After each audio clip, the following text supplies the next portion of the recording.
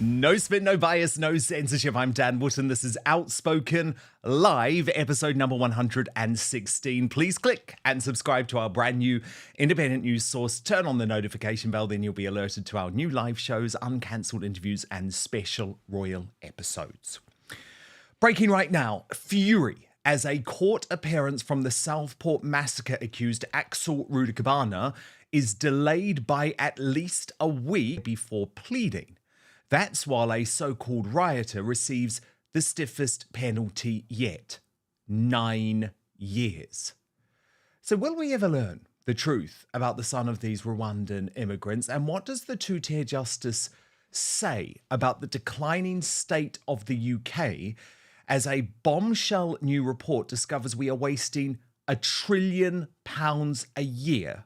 I'll repeat that, £1 trillion a year on failed migration projects. Today, I am joined by Nick Buckley, the author of England, My England, who will provide a little bit of hope.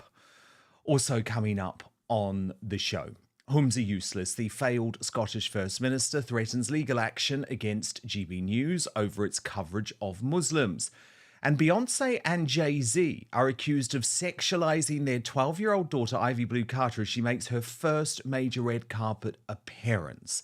Then, in the uncancelled after show, is Prince Harry planning a show trial against Rupert Murdoch next month? Royal YouTube sensation, according to Taz, reveals what she's discovered. And remember, the after show now broadcast exclusively, daily live, but also on demand in high-quality HD on Substack. You can get to Substack right now by visiting www.outspoken.live. It's a brilliant platform, completely focused on free speech.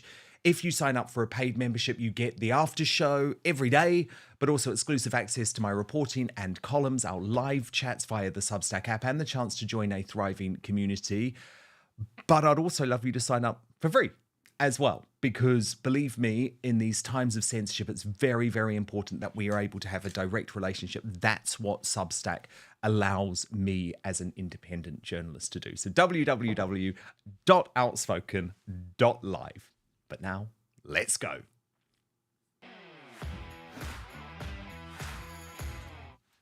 So are we ever going to be told the full truth about Axel Rudakubana, including what the Prime Minister two-tier Keir Starmer and Home Secretary Yvette Balls knew and when they knew? That possibility feels increasingly unlikely, given the way the political establishment, police, judiciary, and shamefully the mainstream media are hiding behind contempt of court to stop reporting facts that clearly do not fall under that jurisdiction. It's the same way the Speaker, Lindsay Hoyle, successfully spooked MPs other than Richard Tice, Nigel Farage and Robert Jenrick from even mentioning the case in Parliament. Anyway, I only ask because you'd have no idea, looking at the MSM, that Rudakubana's court appearance at 10 a.m. today before Mr Justice Goose at the Liverpool Crown Court, where he would have appeared via video link from Belmarsh Prison, was dramatically postponed. Apparently, his lawyers want more time to prepare his defence and he will now appear next week. But excuse my cynicism, given both Farage and Tice believe the government is desperate to see his case postponed from January. The more time they can buy silence, the better, they seem to believe. Obviously, there was no delay locking up Levi Fishlock for smashing windows and stoking a flaming bin at the Holiday Inn Express in Rotherham on the 4th of August. Now, all loyal Outspoken viewers know I am opposed to all forms of violence. But the fact he has received a 9-year sentence, yes, let me repeat that, a 9-year sentence, when Hugh Edwards, who made paedophilic material, and Mohammed Hassan, a Muslim man who beat up 3 women at a petrol station because they were in Western attire, received not a day behind bars. I'm sorry, this is insane. Indeed, the country is falling apart thanks to this sort of insanity. Shoplifting is now an epidemic. You can see it poking out, that's how we clocked it in the first place. Come on. You're taking a piss now. Come on. Jump up and down. We can see it, come on. Keep going. It's unbelievable. I'm not willing to accept this. Come on, you keep saying no. We know there's. Look at it, come on. It's embarrassing. Okay, finish. Right, then turn round, because you can still see... I don't have nothing else. Now we've got the other side, because that side ain't No, it's working not. properly either, is it? No, it's not. Look, nothing else. Right, perfect. Please, Don't come don't back come again. back. You're all on video and picture. As Emma Webb Trimble posted after seeing that video, foreign national shoplifters should be deported. Then you've got our brilliant farmers, who are so angry they are now openly threatening the food chain. All of this lot here today we're giving, and I want to make that message loud and clear. This is a very small demonstration of what we're capable of. Don't go after farming. I'll probably earn less than someone on the dole. You do it for love, and then they just try and destroy it every way they can. They just want to take everything off you. This journey will go on and on until we get what we need. This cannot happen, it will not happen, and it's not going to happen. We've got big equipment, probably more than the army, and we're clever. We control a lot of cities, what comes in and out. So I think there's a lot more to come if they don't start to listen. Would farmers in the UK ever stray? Absolutely 100%. I think so far we've seen civil behaviour. There's talk of more disruption. It will definitely go a lot further. People are starting to come together, and I think in the new year, I don't want to disclose what some of the ideas are, but a lot will happen. Farmers are cash poor, asset rich, and they only just break even now. We just work at a lot less than minimum wage, and yeah, that's just going to devastate the industry. Do you think Keir Starmer understands farmers? No, of course he doesn't. He hasn't got a clue, has he, half the time? Full disclosure, I didn't vote for Labour. For me, I felt like nothing really was going to change under the Conservatives. They promised us a brilliant deal with Brexit, and now we're still trying to work out whether or not we're going to get any subsidies. The Conservatives were slowly ruining the country. He's going to ruin it a hell of a lot. Meanwhile, the NHS is recruiting for midwives that specialise in inbred babies, as an MP argues against first cousin marriage being legalised. And perhaps most disturbing of all is the reality that flawed migration policies are going to cost us $1 trillion a year. As the brilliant Conservative Post put it while unveiling what they call the story of the century, to put this in perspective, the entire cost of the COVID pandemic was a snip at £400 billion, while the NHS barely registers at £180 billion a year. Wow. This is the Conservative Post saying even Nigel Farage has underestimated how important immigration policy is. It really is the difference between being Switzerland in 10 years' time or Lebanon in 5 years' time. So the whole damn country is falling apart. And we need to start trying to save our United Kingdom before it's too late. Now, the uncancelled interview.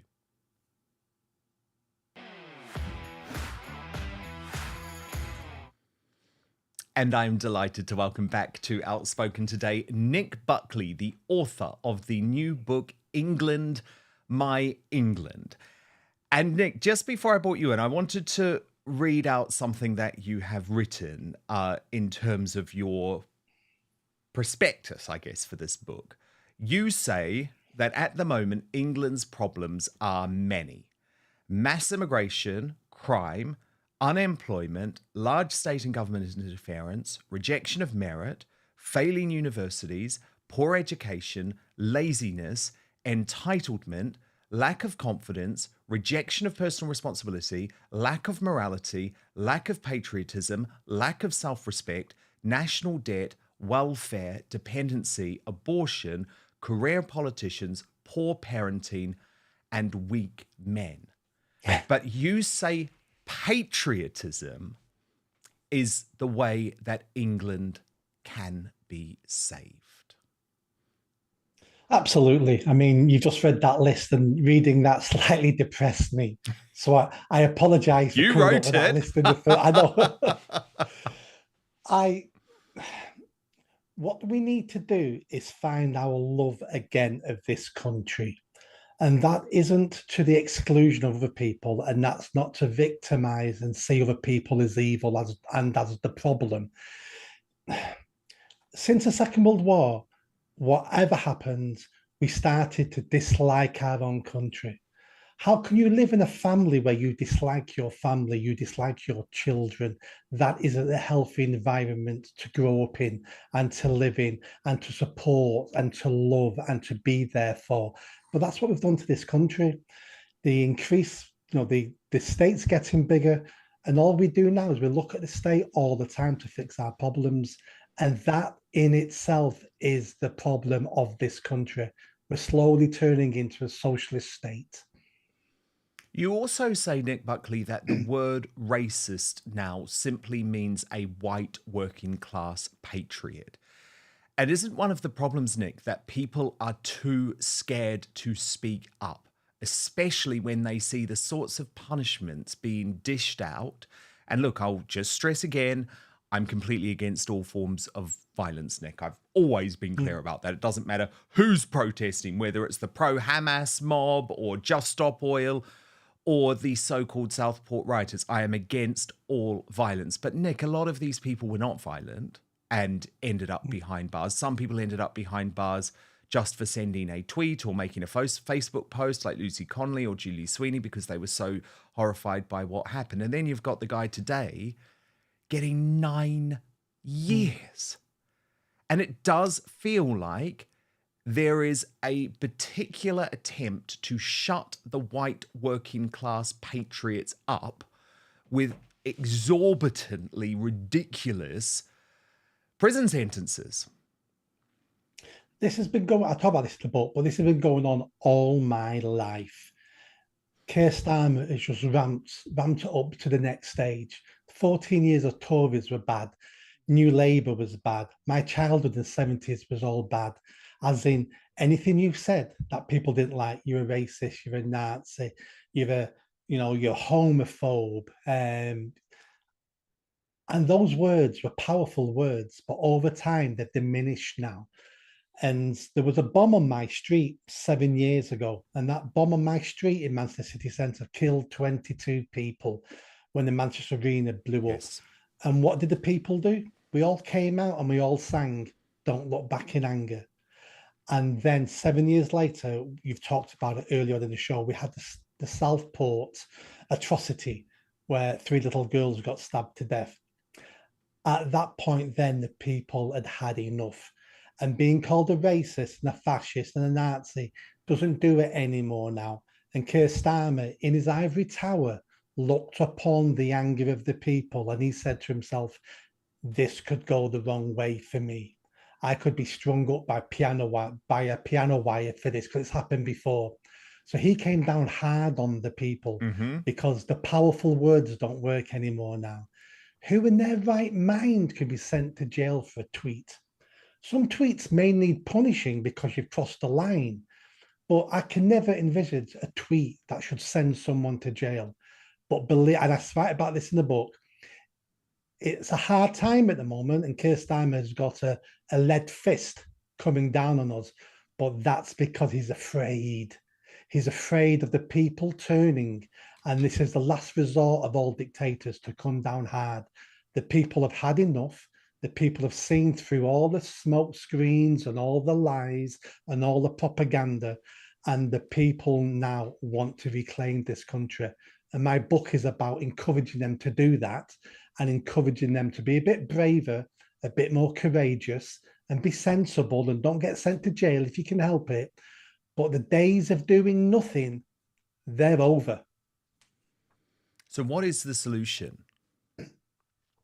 The last chapter of the book, I discussed that, because there's no point in writing the book about the problems and then giving nobody any tips or help to go forward. So the last chapter in the book is about the resurrection of the English. And there's many things we can do. And I aim at it as an individual. There's no point in me telling people to set up political parties and demonstration groups and go protesting, because an individual can't do that by themselves. So my theory is, if we can encourage individual English men and individual English women to be braver, to take on personal responsibility and not to be afraid and speak their mind, because when they speak their mind and they show the world around them that they're not afraid, that gives courage to other people. and then they're slightly less afraid and they'll speak their mind. And believe me, courageous is, what's the word I'm looking for? You can catch it. It's contagious. You can catch it. And next thing you know, more and more people will not be afraid of the government. So speak your mind, be sensible. Tell your friends your points of view, your political points of view. You're sat in the pub with your friends and someone's talking about the LGBTQ madness. You just say, I'm not into that because it leads to child abuse. That's why I'm not into it. When someone calls you racist, just go, well, if that's what you think. But I know for a fact the people who ran the transatlantic slave trade were actually your descendants. They were Black Africans. So stick up for yourself, stick up for the country in a sensible manner, and that will breed courage and bravery. But we've been in worse situations than this before. That's what I keep telling people. This seems bad because we're living through it. But the Spanish Armada was off the coast 3 times. Napoleon was waiting for a nice day to invade. Nazi Germany almost invaded. I lived through the 1970s when we had power cuts every day. My house was full of candles. Bodies weren't being buried. We've been through worse and we will get through this. All we're missing at the moment is a hero. And we don't know who that hero is. Okay, well, that's be interesting you raised that, Nick, because that was just on my mind. Because as far as I can see it on the right, there seem to be 2 competing heroic forces at the moment, or at least people whose supporters view them as heroes. The first is Nigel Farage and Reform UK, and the second is Tommy Robinson and the Uniting the Kingdom movement. Now, of course, Tommy Robinson is currently behind bars. He's considered completely unpalatable by the establishment, unpalatable by the mainstream media, who want to erase this guy from society and try and lock him up. Nigel, on the other hand, has decided he's going to almost veer towards the mainstream as a way to take over the establishment and finally smash the 2-party system. Do you think Farage or Robinson could be the heroes, one or both, or are we looking for someone else? Until the hero becomes the hero, we never know who that person is. It could be either of them, but more likely it'll be neither of them. I'm at the opinion the hero that's going to save us, we do not know their name yet. They're out there and they're working towards it. And there may be a backbench politician, there may be someone who's joining a party right now or setting up a new party. The hero is there. I don't think we've heard of them yet. But if Farage and Tommy Robinson united, and I don't mean in a special deal, I'm just talking about if one of those 2 people could pull the other one towards them in some grand coalition. That's what Trump's done. He's created a grand coalition of people who may not like him and may not agree with all his policies. But, if he said to, the Tommy Robinson supporters that you guys are welcome because we're going to have one of your people as a spokesperson for these issues. And we're going to get someone who believes in saving the environment, but is not a nutcase to do this, and start pulling intelligent, clever people together and build a grand coalition. So it's not a 1-person party. It isn't the Nigel show. Because where do you, I mean, you know a lot about Reform, Nick, from a personal perspective. I mean, you were part of Reform UK. Have you turned off the party in some way, or can you talk a bit about your personal experience there? So I stood for Reform UK 4 years ago. They were a couple of weeks old, and I wanted to stand for Mayor of Greater Manchester. And Richard Tice was on TV going, and we're a new party. And I thought to myself, you've not got a candidate for Greater Manchester Mayor. So I texted him, he got back to me, and I stood for them. And then I stepped away from Reform. You couldn't even join Reform at the time. They were so new, they didn't even have a membership base. And then I've stood several times as an independent. I've not fallen out with Reform. I think they're doing some great work. Where do I stand now? The truthful answer is I don't know. I'm going to spend this Christmas now, deciding what is my next step. Do I look at Reform again? Do I join Reform? Do I not? Is there another party out there? Because I'm getting older now. I've probably got 1 or 2 more elections in me. I either make a stand now or I don't. And not making a stand isn't an option. And are you worried about what some people see as Nigel's tack to the centre on issues like mass deportation, issues like not worrying about demography, issues of Islam, that sort of thing? Do I see that as an issue? I don't see it as an issue today. They're not my views, hence why I think we need a grand coalition.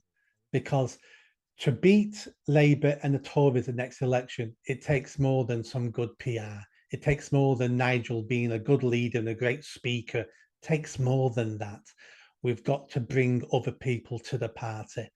So Reform could have somebody as a spokesperson who's more along those lines of mass deportation, and then they take the flak.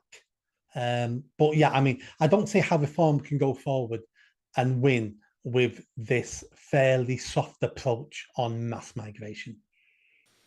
Yeah, it's interesting, isn't it? But I guess what Nigel would say is just look at the polls. And I mean, we've got a new one here, just out.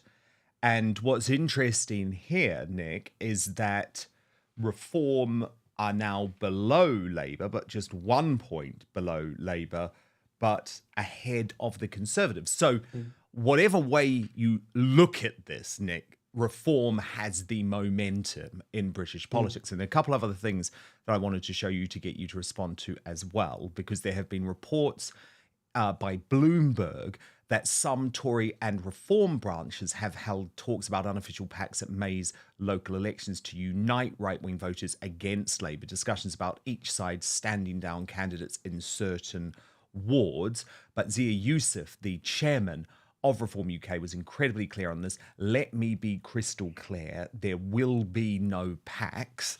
And then Farage has really turned on Kemi Badenoch, the new Conservative Party leader. I think for good reason, actually, but I just want to read you out what he has said specifically. I am watching the Tory backbenchers as Kemi Badenoch gives another average performance at PMQs. There is almost no enthusiasm for her at all. They are in much deeper trouble than they know. And this is what he was criticised for, though, where he said Kemi has no idea of what she is doing, no feel for the country, and no presence of delivery. And of course, it's those words, Nick, no feel for the country, that people are now hounding Nigel on, saying that's somehow racist. Of course. Kemi Badenoch refers to herself as an immigrant. She stood up in the House of Commons several times and referred to herself as an immigrant. She didn't move here till she was 16, even though she was born here. She left straight away. So has she got that feeling of the country? If this wasn't the country you weren't raised in? So that's a fair point. Did he mean it the way it sounded? Who cares? Who cares anymore if he's called racist, if he's called this? Because it doesn't matter what he says or does, he's going to be called a racist, a Nazi, a fascist. And I think Nigel needs to take a leaf out of Trump's book and stop trying to play for the mainstream media, attack the mainstream media, embarrass them, stop playing their game, stop trying to be the Tory party he wishes the Tory party was. Tory party is gone, they're done. He has to be careful because at the moment, the Tory party don't have to do anything. At the moment, the Tory party is going to win the next election because it's their turn, because Labour replaced them, Labour doing badly. It's obvious Tories always replace Labour. It's up to him to win the election. It's up to him to show the people that he's not the Tory party. He's not just a different version of the Tory party, because we're sick of all of them. They've all taken us to bankruptcy. So we don't want any of them. He needs to show the country he has a new vision, just like Trump. Nigel Farage is a very clever man, obviously. I'm hoping he's got a plan. I'm hoping it's slowly. Let's get to the May elections. We'll do really well. Trump will be in office, and then our agenda comes through then. I really hope so. That's what I keep thinking, Nick. I'm really thinking about that. I think I have a lot of trust in Nigel, that even though at the moment he is absolutely tacking to the centre that it is part of a softly approach. He knows what he's doing. He knows this is a long campaign. And I would say Nigel, deep down in his heart, actually feels a lot stronger in a lot of these issues than what he is advocating for publicly. But I totally agree. I've said it a lot. I want to see more of the Trumpian approach from Nigel, certainly when it comes to the mainstream media, who he seems to think are somehow going to turn around and treat reform fairly, which is just never going to happen. But stand by. Breaking right now, the far-left Scottish newspaper, The National, has just reported that Humza Useless, the failed First Minister of Scotland, is considering legal action against GB News, which he has said is a racist media outlet. So I'm going to take you through this report in The National, which says it comes after the former First Minister was mentioned in a report from the Centre for Media Monitoring, which analysed 2 years of output from GB News. It found that the channel had played down racism, dressed it up as humour, or allowed divisive polemics to go unchallenged, concluding ultimately that GB News is an anti-Muslim hate channel. Now, look, I was the one who, while at GB News, actually created the nickname Humza Useless. And it's because he was useless. There are screeds of evidence backing that up. And as for racist, can I just remind everyone that this is Humza Useless? White. The Lord Justice Clerk, white. Every High Court judge, white. The Lord Advocate, white. The Solicitor General, white. The Chief Constable, white. Every Deputy Chief Constable, white. Every Assistant Chief Constable, white. The Head of the Law Society, white. The Head of the Faculty of Advocates, white. Every Prison Governor, white. And not just Justice. The Chief Medical Officer, white. The Chief Nursing Officer, white. The Chief Veterinary Officer, white. The Chief Social Work Advisor, white. Almost every trade union in this country headed by people who are white. In the Scottish Government, every Director General is white. Every chair of every public body is white. Oh, yes, but it's GB News. That's racist. Of course it is. Now, I have to read you out what a spokesperson for Useless has said today. It's quite something. He says, this report by the Centre for Media Monitoring confirms what we have all known to be true. GB News is an Islamophobic and racist media outlet designed to target Muslims and other minorities. This is hardly surprising given its most prolific backer, Paul Marshall, had to delete social media posts highlighting his sympathies with extremist far-right conspiracy theories. Humza has, for a number of years, warned of the mainstreaming of Islamophobia in our society. Propaganda outfits such as GB News, who seek to sow division and fan the flames of racial and religious intolerance, must be confronted and held to account for the damaging content they produce. So yes, that's what he wants. He wants censorship, and he is intending to complain to the off-communists or possibly even take legal action. GB News responded to this report by saying this inaccurate and defamatory report is nothing more than cynical, self-serving attempts to silence free speech. It proves exactly why a news organisation like GB News needs to exist and why it is succeeding. We are concerned that at no point did this project of the Muslim Council of Britain contact GB News or its presenters to allow them to respond to these highly defamatory allegations. And Nick Buckley, the problem that we've got is that you can see there's so many apparatuses of state designed to support a man like Humza Useless to cover up for his every personal failing by crying racism or crying Islamophobia when he is allowed to propagate anti-white racism without the slightest hint of pushback. Absolutely. The milk in my fridge is white. The rice in my cupboard is white. He's he's a racist, failed leader of the SNP.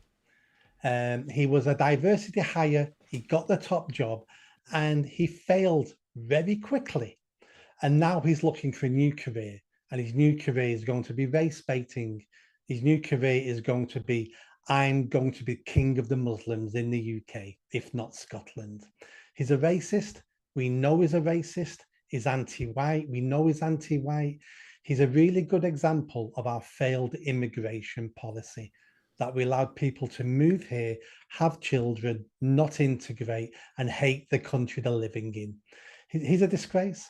And when he says about GB News, I'm thinking of suing them, it's the word thinking. He's never going to sue anybody, because people like him will never use their money for something like that. They're all about collecting money, not spending money. But of course, Nick, what happens with that type of threat, with this type of report, is it allows the mainstream media to run coverage for days about GB News being racist, being anti-Muslim, rather than actually talk about, well, what were the sorts of issues that GB News was covering? Was there a complete failure by the mainstream media in this country for a decade to ignore the grooming gangs scandal, for example? And that's why someone like Tommy Robinson was silenced, his words, because they just were too scared to tackle something like that. And that's why they invented the word Islamophobia, because Islamophobia is not about criticizing Islam, because we're all entitled to criticize other people's religions.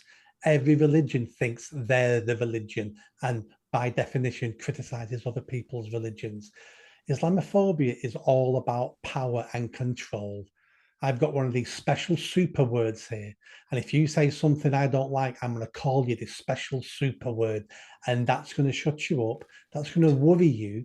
That's going to make your friends and your colleagues look at you a different way from tomorrow.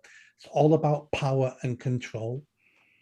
It is, but I do think it's changing for a couple of reasons, Nick, because I think about my experience over the past few years. Now, I was considered someone who was on the center, really, a common sense sort of guy.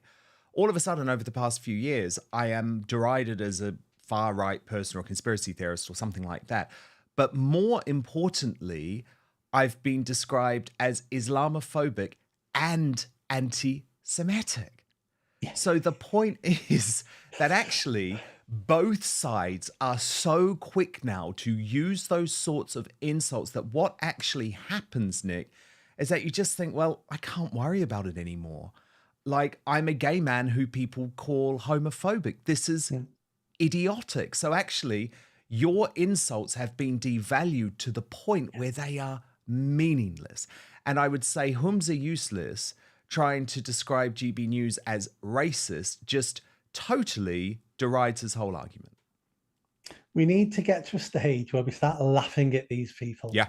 Well, when they insult us, we just laugh at them. We don't get angry. We don't put complaints in about them. We don't try to sue them. We just laugh at them because they're fools. We know they're fools, and we just need to teach them that they know they're fools, because the days of hurty words have an impact on us now are gone. They've been gone for several years because they've been overused. Every one of those words had a meaning at some point, and was a word we probably needed at some point. But those meanings have gone for decades now. We're the most tolerant, non-racist, welcoming country in the world. And just as we're getting closer and closer to perfection in those terms, all of a sudden we're perceived to be, and we're called, and we're being taught we're the most evil, racist country that's ever existed. And you can't hold those two thoughts in your head at the same time. This is an amazing country with amazing people, with amazing DNA. We created the modern world. We created everything. This world wouldn't exist without English people. And we shouldn't let these fools take that away from us with hurty words. And I do want to get to why we should have that sort of pride in just 1 second.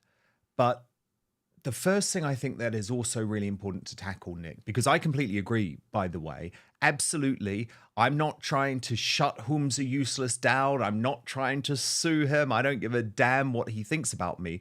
But I feel what I can do is shine some light on his complete hypocrisy and say, actually, mate, you're the racist. And that is completely the way that we should deal with this type of lunacy. And yeah, let's laugh. That is one of the reasons why I called him Humza Useless. I mean, he became First Minister of Scotland, Nick, despite having the worst record in government. He failed as the Scottish Transport Secretary. He failed as the Scottish Health Secretary. This man is a failure. So I did want to bring a little bit of humour to it, as I had an entertainment show, but there was also a serious point. It was certainly nothing to do with his race or his religion. But the chilling thing, Nick, and I think this is where we have to take it really, really seriously, is that his solution to this criticism is to shut us down, is to destroy free speech, is to empower a government censor, a government regulator. And if that doesn't work, then they start coming for the social media companies, the big tech companies. And it is quite chilling when we know that the government also agrees with that sort of approach. This is a government now that is pro-censorship. And let's be fair, the last government, 14 years, was also pro-censorship. I need to remind people all the time, this isn't a Labour problem. This is the Uni Party problem. And we need to push back at these people. The Free Speech Union saved my life 4 years ago when I got cancelled from the charity I set up. You know, people need to join the Free Speech Union. I'm a member. Support. Is that you're a member? Absolutely and I know fantastic. they've had an explosion of growth actually since Alison Pearson's case, because I was speaking to someone from the Free Speech Union on Saturday night. So there's things you can do to protect yourselves. But my philosophy now is I have no intentions of living my life on my knees. I'm going to stand on my feet. And if that means I have to take the consequences of my actions, and if that means I've got to be persecuted by the government and people like Useless, then so be it. If it means I have to go to jail, which I do not want to go to jail, I'm not a big tough man who's trying to be a martyr, but I'm not going to live my life as a coward. I'm not going to be on my knees because it's been happening for far too long. And if everybody else stands up and gets off their knees, honestly, this government is afraid of us. They've already shown us they're afraid of us. We just got to take every opportunity to remind them that, do you know what? You're the public servant. You work for me, and I'm going to hold you responsible. And don't think that you can get away with breaking the law while you're in government, because the next government may be on our side, and we're going to come for all of you if you interfered in the criminal justice system, if you had a hand with these sentences. We're going to come for you. It may take a decade, but we're coming. We need to make sure they're afraid. And then to go back to your previous point, Nick, but I think it's a really critical one, and I was discussing this with David Starkey recently too. We have to be proud of what we did in our past. We have to stop teaching our kids that the British Empire is a bad thing. In fact, we actually created the modern world and all of the brilliant parts of it. So what needs to happen to totally change our mindset? Because, look, I know this is obviously after the British Empire in a lot of ways, but if you look at what's happened with Winston Churchill, I mean, he overwhelmingly just a couple of decades ago was voted the #1 greatest Britain in big polls by the British Bashing Corporation and Woke Channel 4. You know that just wouldn't happen now.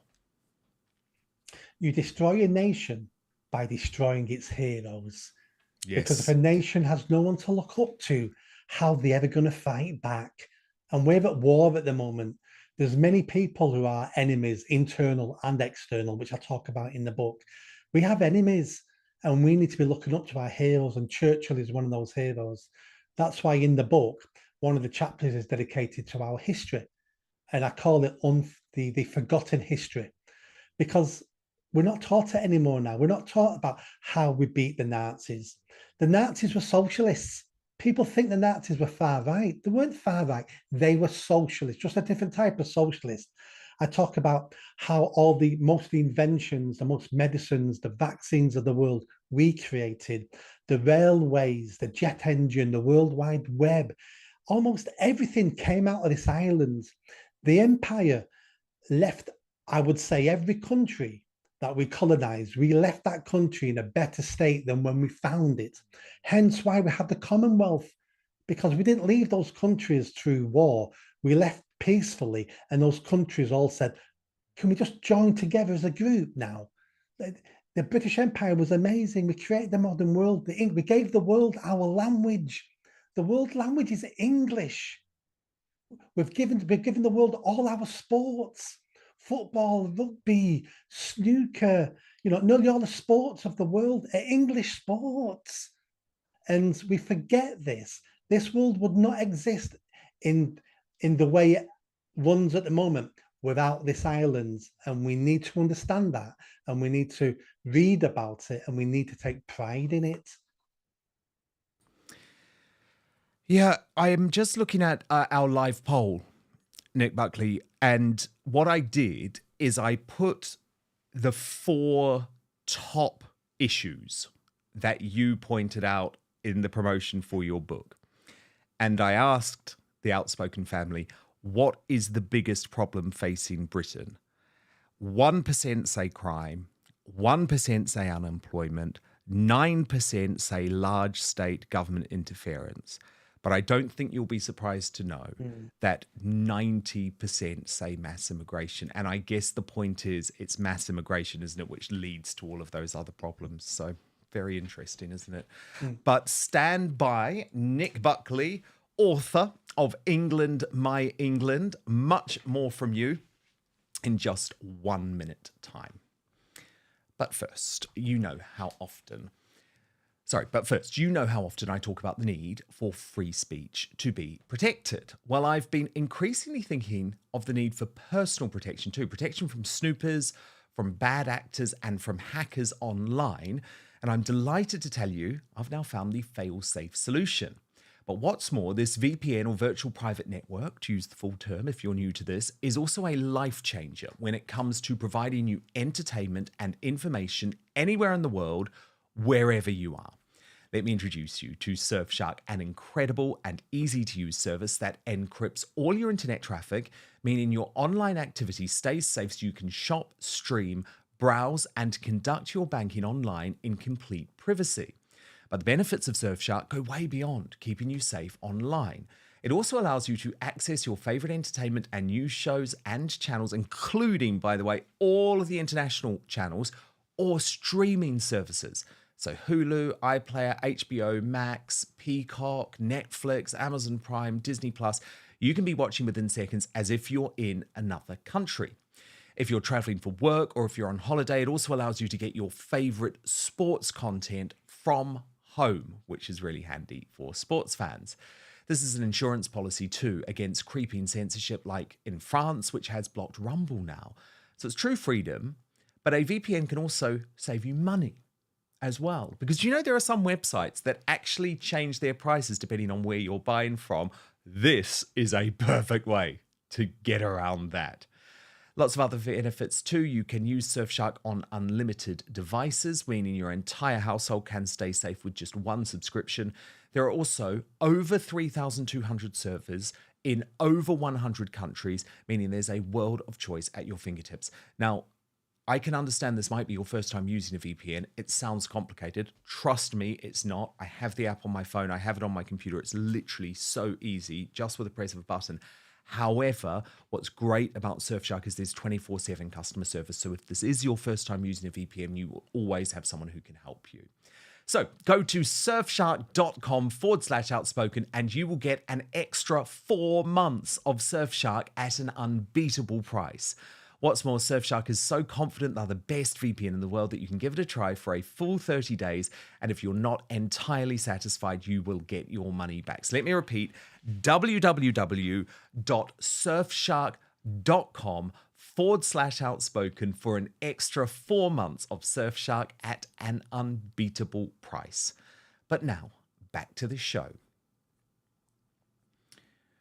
And breaking right now, Beyonce and Jay Z, who are already facing a wave of negative headlines because of accusations regarding an alleged rape, which Jay Z strongly denies, are now having their parenting skills questioned after their 12-year-old daughter, Blue Ivy Carter, appeared on her first red carpet wearing a dress that many have found is inappropriate. Now, this young girl is starring in the Lion King prequel, Mufasa.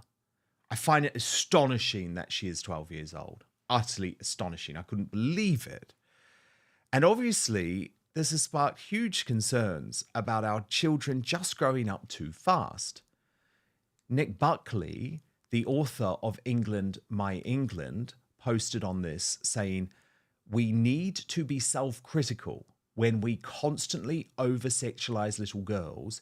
Even Disney are doing it. Why does a 12-year-old girl need to have her bosom on display to sell a kid's film?" And Nick Buckley joins me now. This is really interesting, isn't it, Nick? Because I was genuinely stunned to learn that Ivy Blue Carter was only 12 years old, looking like that.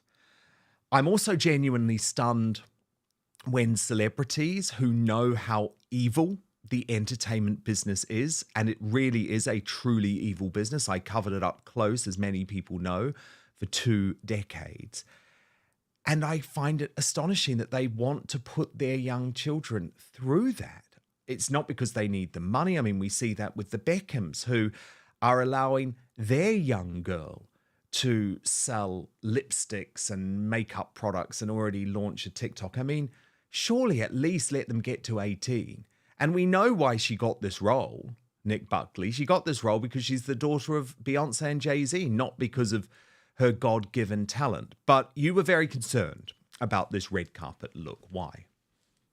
I am. For people who don't know my history, I've spent 2 decades working with children, and part of that was stopping child sexual exploitation. I've saved girls from being sexually abused. I've had offenders prosecuted, so I sort of know what I'm talking about in this field. This has been going for decades and decades and decades, over-sexualizing girls. And it happens for many reasons. And it's happened so much that parents don't know they're doing it now. Parents are also responsible. So it starts off with these girls.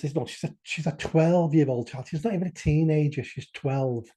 But all her heroes, all the female pop stars, all dressed like strippers. So that's become normal for her to over-sexualize herself. But the real issue here is the same reason why I wrote the book, the same reason why this country's failing. It's the failure of men. No man should ever allow his 12-year-old girl to dress like that. No father should ever allow that, regardless of what society tells him, regardless of what his wife tells him, and regardless of what his child wants. A man's job is to protect and provide. Jay Z's provided for his children, fantastic, but he's not protecting her, is he? He's thrown her into a shark's den that's called Hollywood. Is allowing her to dress like a stripper, and this will end badly. Again, weak men are killing us. They're killing their children, they're killing the family, and they're killing our countries. And I make no apologies for that statement. Yeah, indeed. And of course, this appearance on the red carpet, Nick, came in the same week that Jay Z is having to deny allegations that he raped a 13-year-old. This is obviously all as a result of the P. Diddy papers. Now, he very, very, very strongly denies those allegations. But again, it just feels slightly odd, doesn't it? The timing of it all. Oh, absolutely. And it's because he's blind to it. He's blind to the over-sexualization of his own children. To him, it seems normal, because if it didn't, he wouldn't do it. He's a strong man. He's a very wealthy man. He's a very big man. So if he didn't want something to happen, it wouldn't happen. But it's become normalized, and we're all guilty of this, all of us. We've all allowed it to happen to society. I mean, I remember 20 years ago, there was a craze not a craze, but I knew somebody who bought thongs for their 8-year-old daughter, and the thong had a picture of cherries on the front and it said, "Eat me." And she bought them for her 8-year-old daughter and thought they were cute. It made me want to vomit. This has been going on for a long time. Why would you want to sexualize your daughter? I mean, look, I looked at some of the comments though, and there's so many people who agree with you online, Nick. Cherie Denise said, lots of chatter online that Blue Ivy's dress is inappropriate, which I didn't get until I read that she is 12 years old. How about we don't put a 12-year-old in a push-up bra? Toria wrote, Blue Ivy looks beautiful, but honestly, I thought, wow, she's like 16 already. No, it turns out she is 12. Let a girl dress like she's 12, please. And then Corey wrote, Blue Ivy is a beautiful little girl, but she's a little girl, made to look much older than any 12-year-old. It's just far too mature of a dress. And Nick Buckley, I know it's not just Hollywood celebrities that you are concerned about when it comes to the sexualization of young women, because you sparked a bit of controversy the other day by posting Manchester. We have turned our young ladies into strippers and pole dancers. A dying nation with no morality promotes its women as sexual playthings. And you're referring to a specific video. Let's watch this video now. And Nick, I think maybe once people see it, they'll understand what you're talking about. But can you just explain what you mean?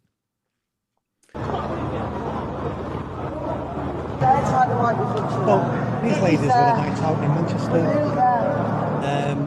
inappropriately dressed, if you ask me. Whatever happened to decorum? Whatever happened to less is more? Now, we've over-sexualized little girls, but we also over-sexualize all women in our society. And I had lots of people agree with me on that post, but I also had lots of people who disagreed with me.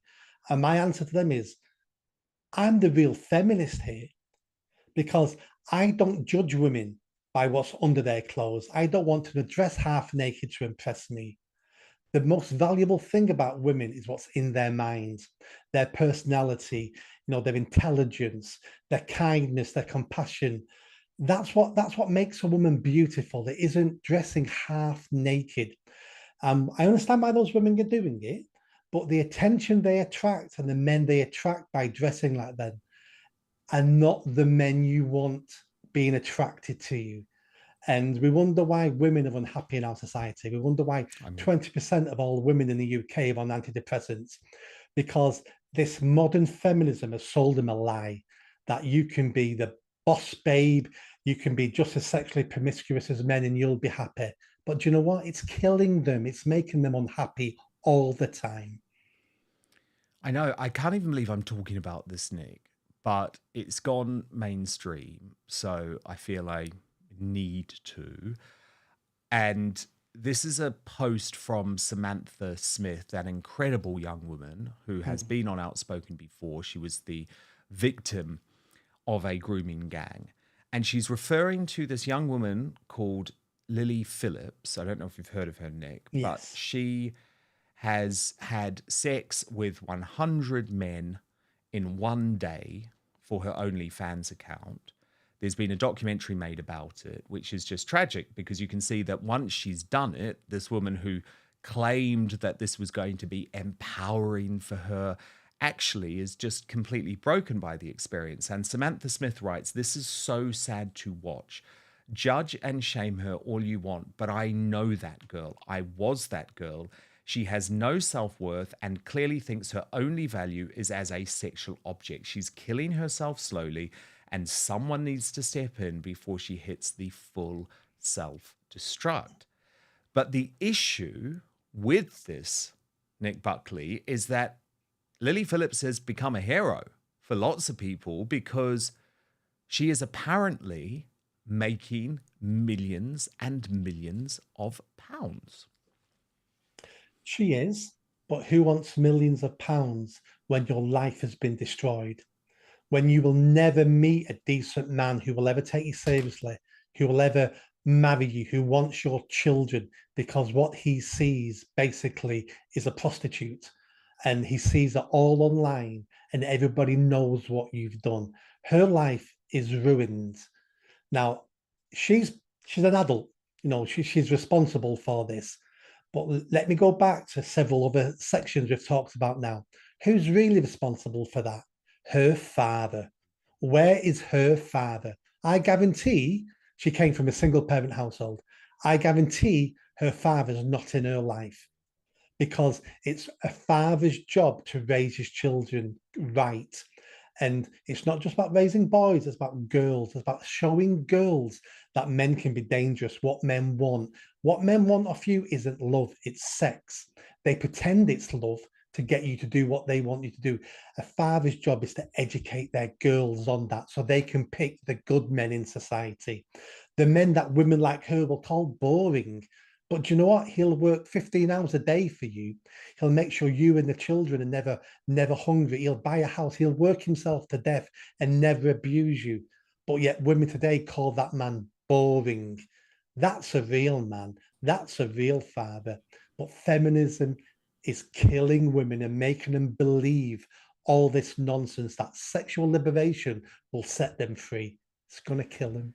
It's interesting, though, because Julie Bindel, the very well-known feminist, she has written for The Spectator today saying, shame on the men exploiting Lily Phillips, and writing any man involved in the torture of this woman should be locked up. Now, is that fair? Because that seems to be instantly placing the blame on the men and suggesting that they are committing some sort of crime. I mean, maybe it's a moral crime, but do you understand what I'm saying? I do. Julie Bindel always goes to where Julie Bindel goes, which is, I hate men. Everything is man's fault. That everything Julie Bindel writes, that's the meaning to everything she writes. So I take no notice of her. They're all young men. They're all 18, 19, the 101 men who slept with that woman. Are they to blame? To a certain extent, they have some responsibility there, because even though they're young men and they're getting to sleep with a nice-looking woman, part of them should be saying, but I'm a protector.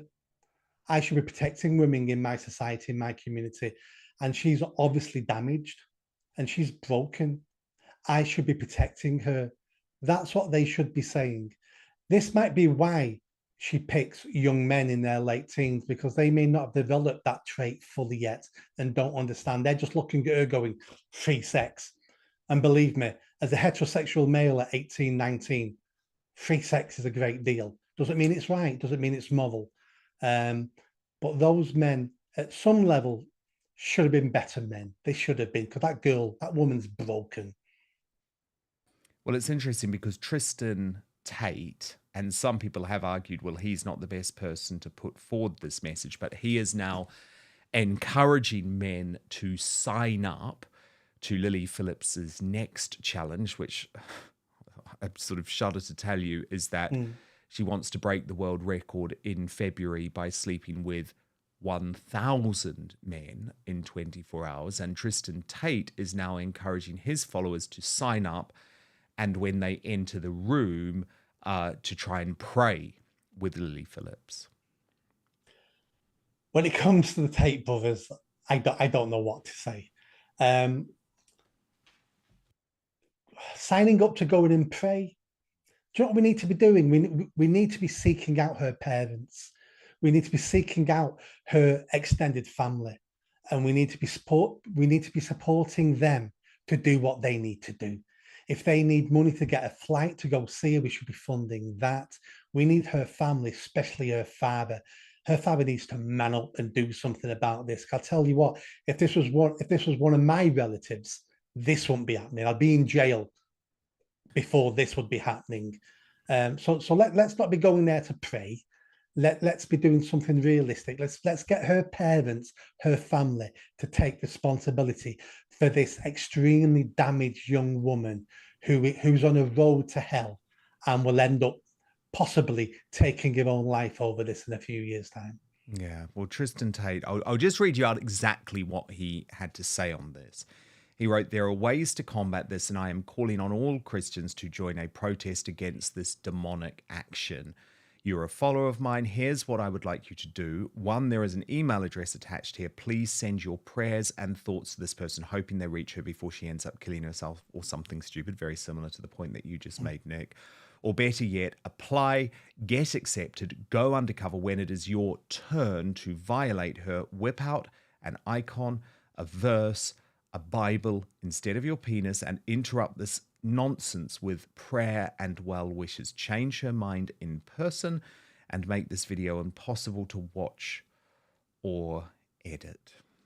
So, if I was on a bridge threatening to jump off right now, passers-by would grab me. They would tie me to the bridge until the police and the ambulance came. They wouldn't let me jump. But do you know what? We're all allowing her to jump, aren't we? We're allowing her to jump into hell, and no one is grabbing her and no one is tying her to the bridge so she can't jump. And for people who are celebrating this, that's what you need to understand. You're basically encouraging her to jump into hell. Shame on you. very, very strong words, Nick Buckley, which I think most people will wholeheartedly agree with. So brilliant to have you back on Outspoken. Highly recommend. England, My England, which is available now, and presumably people can buy it via your social media accounts, Nick? It's only available on Amazon because I self-published the book. I gave up the publishers. They're just a waste of space. So go to Amazon, just Google my name in it, Nick Buckley, MBE, England, My England, and you'll find it there. Paperback and Kindle. It's my best-selling book up to now. It's my 4th book, and it's already my best-selling book. Well, I'm not surprised given everything that's going on. And of course, your podcast available too? On YouTube, several times a week. You'll find it on Spotify and Apple. Just search for Nick Talks or Nick Buckley MBE. Some fantastic conversations I'm having on there. Oh yeah, you go there. You go there. Let me You're tell you. gonna have to come on it, Dan. You're gonna have to come on sometime for Yes, chat. I would absolutely love to. I was watching your one the other day about Keir Starmer, and yeah, wow. You went there. You went there, Nick Buckley. So great to have you, Nick. Thank you so much. Thank you. Now, coming up in the uncancelled after show today, is Prince Harry planning a show trial against Rupert Murdoch next month? Royal YouTube sensation, according to Taz, reveals what she has discovered. And you know, it's very important to me that we have this safe space, not patrolled by big tech, where censorship and control runs deep, for all of the reasons actually that I've discussed with Nick today. You can find it at www.outspoken.live. So you get the half an hour of extra content every day in terms of the uncancelled after show, but also you support me in this venture to put on this show every single day. It means the world to me, all of your support. But, and I stress this every day because it really matters, the most important thing is just that you sign up. You can sign up completely for free.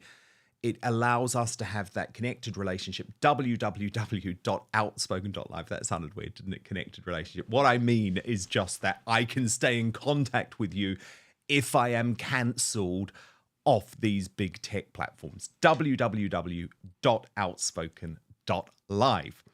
Now, at this stage, we come off YouTube and Rumble. Of course, we move to Substack. But I am back tomorrow, 5 p.m. UK time, midday Eastern, 9 a.m. Pacific. If you are watching on YouTube and Rumble, please hit subscribe, turn on the notification bell, because that really helps as well. And most importantly, I promise to keep fighting for you. Hope to see you on Substack for the after show with According to Taz in just a couple of minutes.